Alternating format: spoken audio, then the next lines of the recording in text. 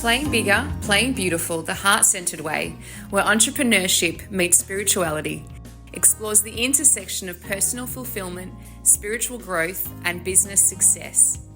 This podcast delves into the idea that entrepreneurship isn't just about profits or growing small to medium-sized businesses. It's also about embracing purpose, meaning, and inner growth. Each episode features conversations with entrepreneurs, thought leaders, and spiritual practitioners who share their journeys of building businesses that align with their highest values and deepest callings. I'm your host, Debbie Zita, best-selling author, meditation guide, Australia's leading heart-centered success coach, creator of the 6 Selves model of self-inquiry, and founder of the Heart-Centered Way, dedicated to helping heart-centered humans cultivate more time, energy, money, and wisdom. Welcome, beautiful Renée. Thank you so much for being here. Can you please let the audience know who you are and what it is that you do?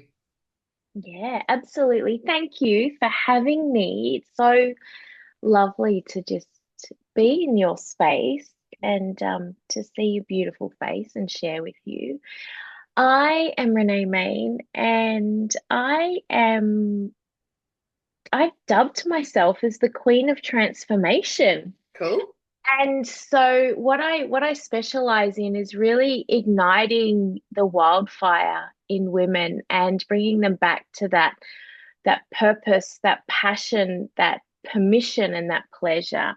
I love reigniting that power and really beginning to change the lineage of women. So yeah, so I just feel like when we do that and we get to transform women, then the ripple effect of that is just going to create something that the world has never seen. So yeah. Beautiful. And I'm feeling you as you're speaking. It's like you're so speaking from your soul and your heart. And I love it. I've had the pleasure of, I guess, watching you from afar. We met back in 2012 at a women, like quite a large women's event. I think it was the Go Festival from memory.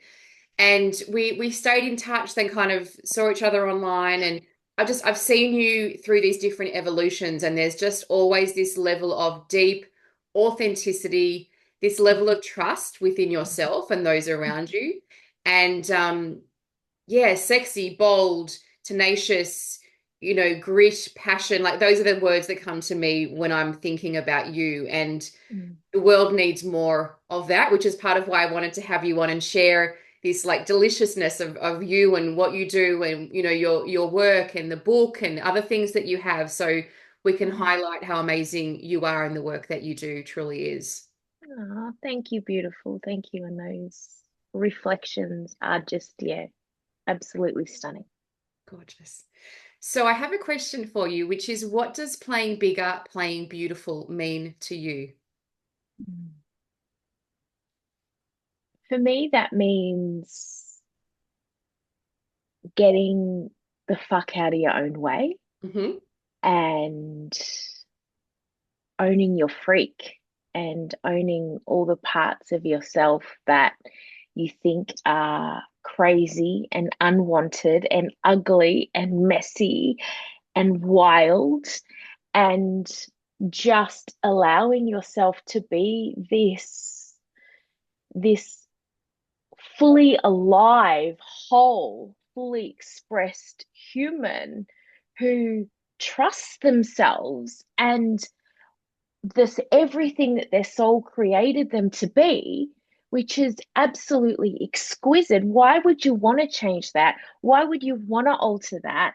And just be and share in the world. And, to me, that is so sexy. It is so absolutely beautiful.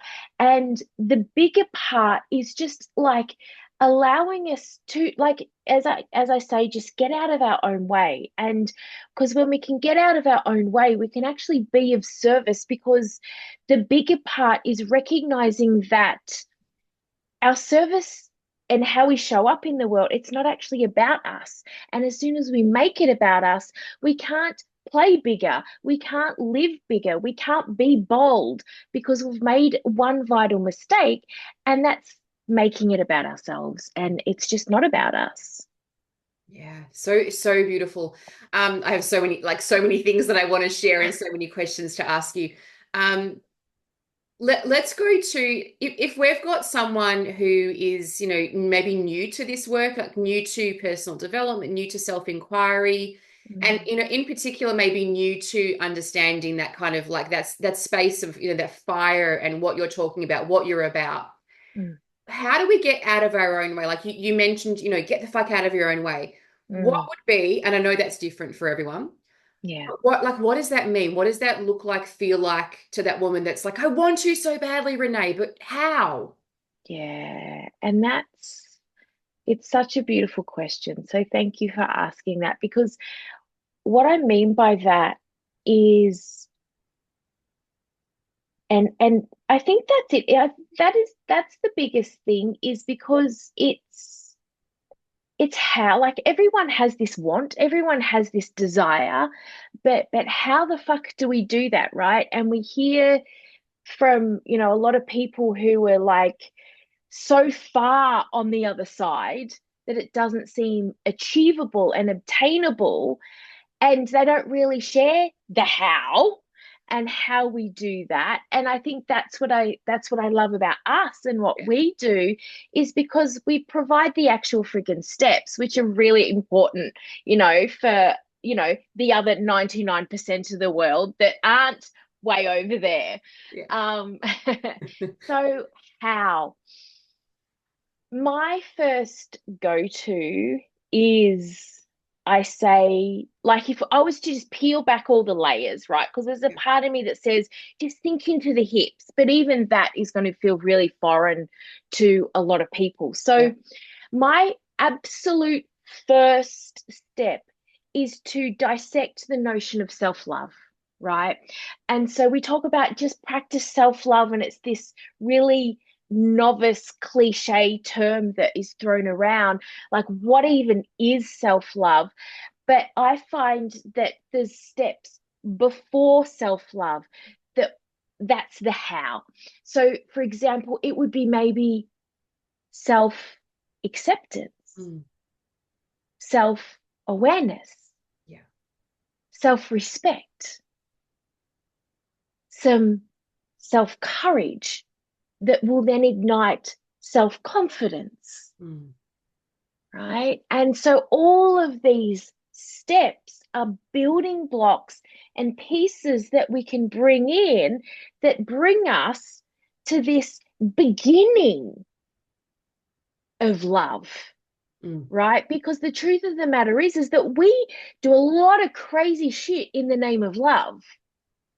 We do wild things in the name of love.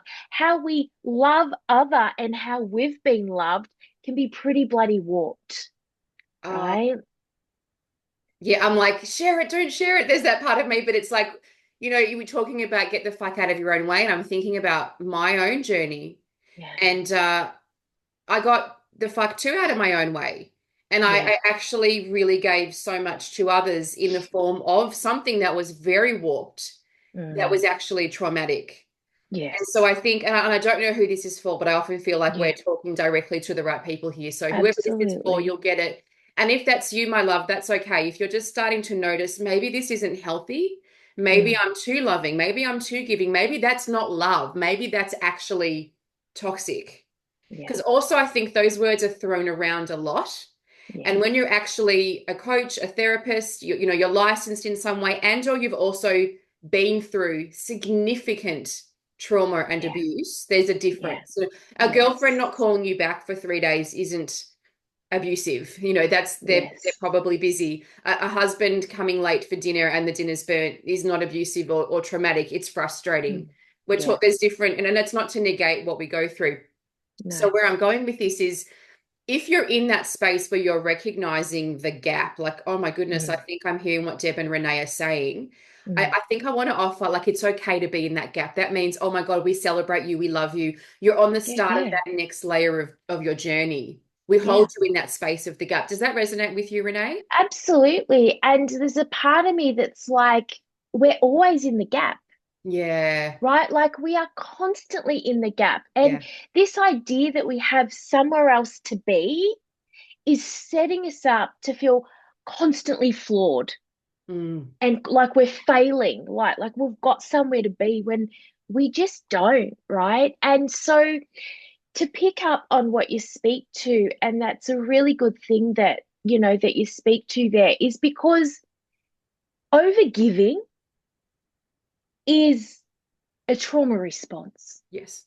right? That is not love. That's one of those warped perceptions that we do. And, I've been speaking about this the last couple of weeks, actually. And that's, again, in this thread of we do a lot in the name of love, right? We give so much of ourselves over, and just for these little friggin' breadcrumbs Yeah. of something in return, Yeah. something, but we outpour so much of ourselves. But the truth is, we deserve so much more. And so that is not about, that's not you. Like, when you say, like, I stepped too much out of my own way, Yeah. that's not stepping out of your own way. That's actually fawning to the world. That's actually not standing in your power, Yeah. right? That's not remembering who the fuck you are and what you deserve. Yeah. Yeah. So we need to be really honest with ourselves and be like, why not me? Yes.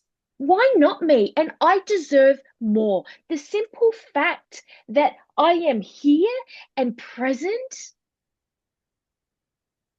that says I'm worthy. Yes. I am so deserving. And this is where I love, being able to express and swear and scream and dance and move. And, like we're women, we're not dolls. I'm also Yeah. reading, and I hope that you've heard of this book. I'm sure you have. If you haven't, I think you'll Mm, love it. mm. Women Living Deliciously. I've mentioned it on No, no. another podcast too. It's Yeah. by, oh, the name. I'll add the link again and I'll make sure I Mm, give you her name. Every second word is the F word. It's all yeah. about patriarchy